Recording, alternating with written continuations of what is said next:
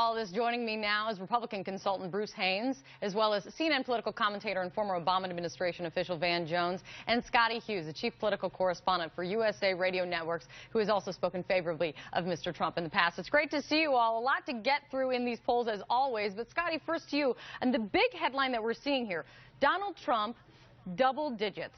Ben Carson, he's falling from being neck and neck with Donald Trump just a month ago. The big change a lot of folks will point to is the fact that he's had controversy surrounding him that has dinged his number. Why do controversies impact Ben Carson's support, but not Donald Trump? Because he's definitely a man who has controversy around him at every turn.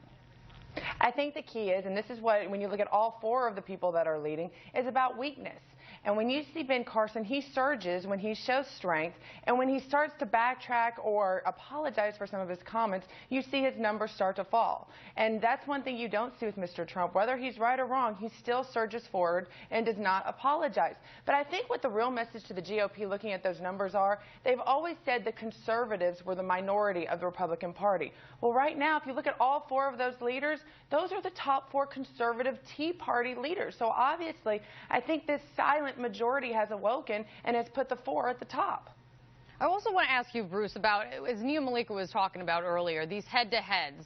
There's some moves here that Donald Trump is not going to be happy about, despite the fact that he has said over and over again that he is beating Hillary Clinton and beating her badly and would beat her badly. Her lead in these hypothetical head-to-heads, her lead is widening.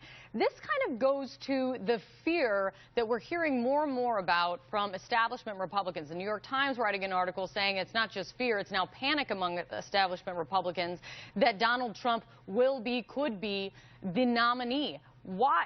But at the same time, no one's ready to take him on, at least amongst the establishment, they say. Why not?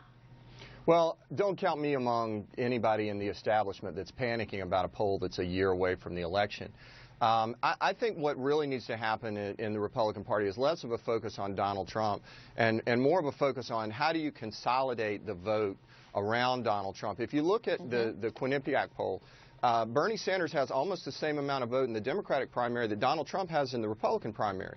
But we're not talking about Bernie Sanders because that other vote is consolidated around Hillary Clinton. So I think as you see Rubio and Cruz start to surge, Carson, because as Scotty said, he's kind of become an uncertain candidate, and uncertainty translates to weakness. As you see Rubio and Cruz begin to surge, we're going to find one or two of those candidates that begin to consolidate that vote, and then we'll have a real race, and we'll see if Trump's candidacy is really sustainable. Well, it's been sustainable despite the fact people saying very similar things than what you're saying right now all summer long, Bruce. That's Van, right. To you, let's talk about the frontrunners, and let's talk about Hillary Clinton for a second. One of the things that doesn't add up in this poll, and this goes to both on the Democratic side and on the Republican side, is who is leading and who is liked. Both of the frontrunners will put up the favorability numbers. Both of the frontrunners have the highest unfavorable numbers. Explain this. Yeah.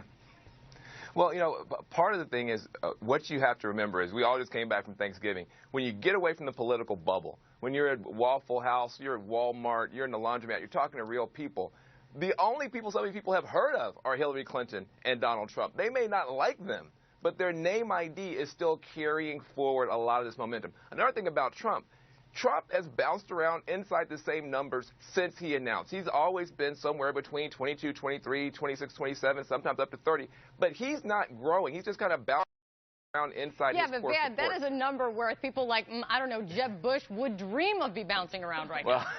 I mean, you could take a zero off that number and he could dream to be bouncing around there. That's true. But my only point is that you still have a bunch of Republicans out there who now they know Trump's in the race. They've got a bunch of weak candidates. They still have not gone to Trump. I think Trump may have a ceiling that we're not talking about. I want to get you guys, because I get really excited, Scotty, and you can weigh in on this whenever we can throw up a pie chart on TV, because I know that drives people crazy. Let's put this up, and I'll get you guys to take really, really quickly. This goes to the money spent by the campaigns on ads. I want everyone to squint at your television and find the slice of the pie that is Donald Trump. Yeah, you can't see it, actually. It's that small. But then look at how much Jeb Bush has spent. What is the deal here, Bruce? You dealt with media strategy for the RNC. policy. What is the deal here in this election where the number of dollars spent towards ads is not equating to bumps to changing of the numbers in the polls? Well, I think it's the value of the other kinds of media that Donald Trump has been able to generate that actually dwarfs what's been spent in ads by the other candidates. You look at the debates, and 23 million viewers are tuning into CNN debates. We'll see if you guys can top that on December 15th when you have the next debate. You look at Donald Trump, he gives live speeches places, and cable networks carry them live for 30 minutes at a time. Which dwarfs the value of a 30-second television ad, and we're seeing the candidate deliver his message unfiltered, unscripted, sit-down interviews, live speeches. This is much more valuable to a candidate than just the presentation of a 30-second ad, and Donald Trump has been, frankly, a genius in obtaining that time and using it to his great benefit. Scott, I want to get your quick take. Another big headline has to do with the second tier here. This new fight that we're seeing between Marco Rubio and Ted Cruz. This is, I think, the fight going forward. I think we can all agree on that. We're already kind of seeing that and them trying to make distinctions amongst each other. Ted Cruz, in a new interview, trying to lump Marco Rubio with President Obama and Hillary Clinton in terms of their foreign policy approach. Cruz saying that he would want to leave Bashar al-Assad in Syria in place. Do you think that distinction can stick? Is that a good foreign policy place for Ted Cruz to be?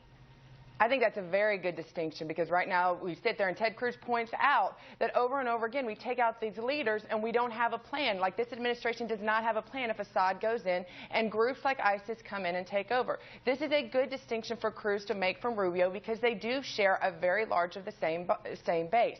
The other distinction is going to be this immigration policy. The policy that put Trump on top, the policy that put Cruz on top, is severely different from what Marco Rubio has. So I think this is a great distinction. However, I think the fight going forward is going to be Cruz, the media or the establishment putting Cruz up against Trump, because that right there, they're probably the ones that share the closest base. And they haven't yet fought each other. We haven't seen that, but I have a strange feeling we're going to see that fight start sometime, very, very soon. Maybe the next debate. Great to see you guys. Thank you so much.